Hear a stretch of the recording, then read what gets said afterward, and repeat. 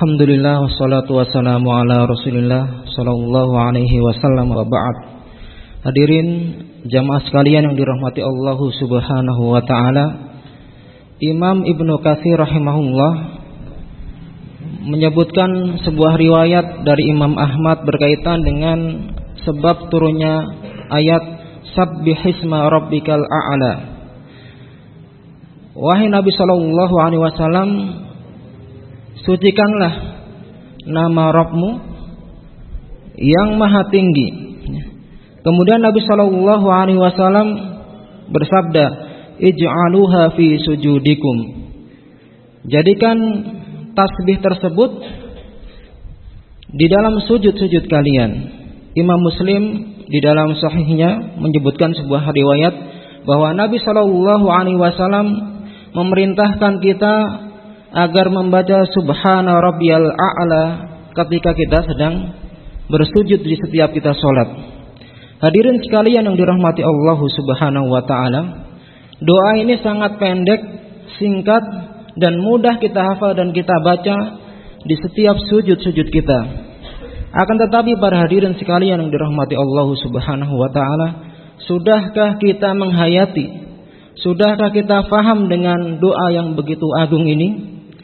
Al-A'la merupakan nama Allah Subhanahu wa taala yang maha tinggi. Allah Subhanahu wa taala yang maha tinggi dan lebih tinggi daripada yang dipujikan kepada Allah Subhanahu wa taala.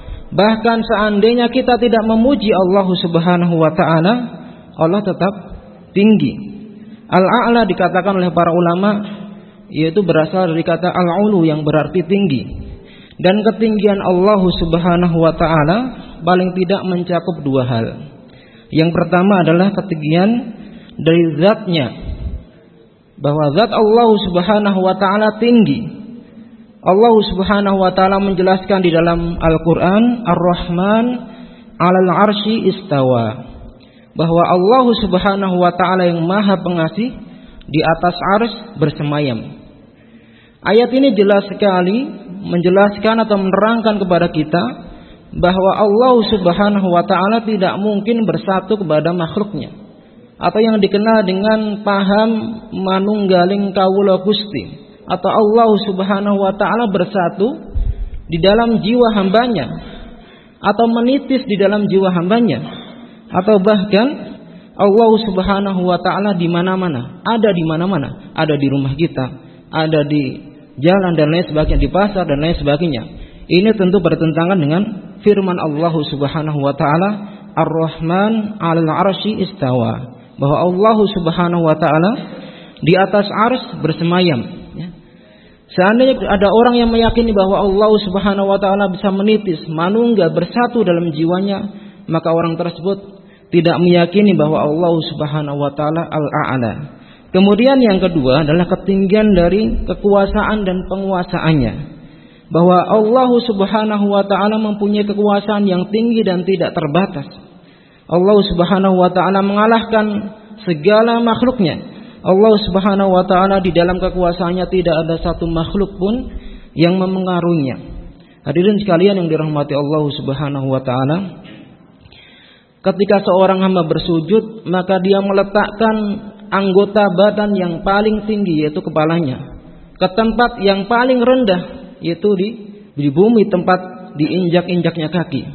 Kemudian dia diperintahkan untuk membaca subhana rabbiyal a'la, maha suci Allah Subhanahu wa taala yang maha tinggi.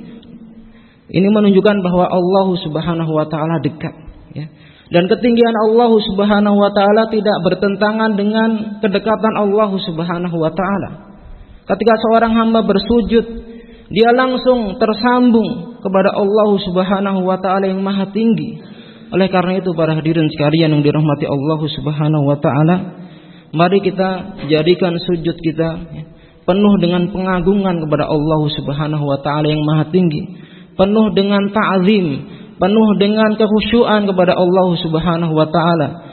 Ketika kita meyakini, ketika kita mengetahui bahwa Allah Subhanahu wa taala yang maha tinggi, tinggi dari segala-galanya, dan kita shaghir, kita kecil, zalil, lemah, dan langsung memuji Allah Subhanahu wa taala, menyembah Allah Subhanahu wa taala, maka ini merupakan kemuliaan terbesar bagi seorang hamba. Bahkan Nabi sallallahu alaihi wasallam menyebutkan kedudukan yang paling dekat antara hamba dengan Allah Subhanahu wa taala yaitu ketika dia bersujud, ketika dia berdoa, ketika dia memuji menyucikan Allah Subhanahu wa taala yang Maha Tinggi. Mudah-mudahan beberapa faedah ini bisa bermanfaat dan mudah-mudahan ketika kita bersujud bisa mengagungkan Allah Subhanahu wa taala sehingga salat-salat kita khusyuk kepada Allah Subhanahu wa taala.